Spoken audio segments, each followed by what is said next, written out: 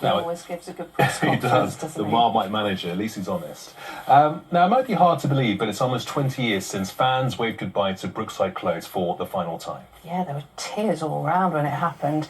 It was the hit show that made household names of the likes of Amanda Burton, of course, Anna Friel, Ricky Tomlinson, Sue Johnston. The list is endless. Well, since his departure, fans of the show have been trying to revive the soap opera or bring it back in some shape or form. Well, now that long wait is over, as Brookside is going to be streamed on STV Player across the UK, starting with the very first episode from way back in November 1982. A long time ago. Our entertainment correspondent Caroline Whitmore headed to the famous cul-de-sac and caught up with some familiar faces. That theme tune, that end shot in the title sequence, this was the clubs in Liverpool that made TV history. Brace yourself, people. Brookside is back. Wonder what's going on over there? Do you think what they went through then, what we go through now?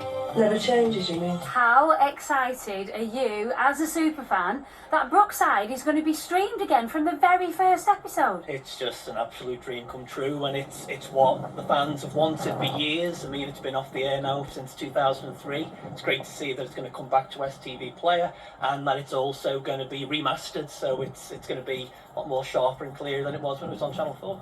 I come here every year on my birthday. To say superfan is underestimating it. Brookside was always known as the one that did everything first. All the controversies, everything that soaps wouldn't dare to do, Brookside did it first.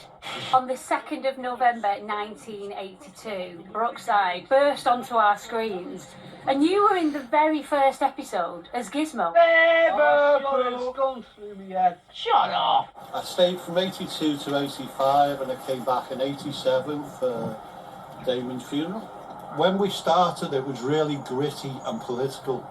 It's going to be interesting to see what the next generation think of it. I was Jerome, and I went up with Nikki Shadwick, who was the girl next door, who was involved in Suzanne Collins, involved in a big massive rape storyline. And I was so bad. Like the first year or so, I was just whispering all my life. I learned with some of the best actors in the world who have gone through that show. Have you?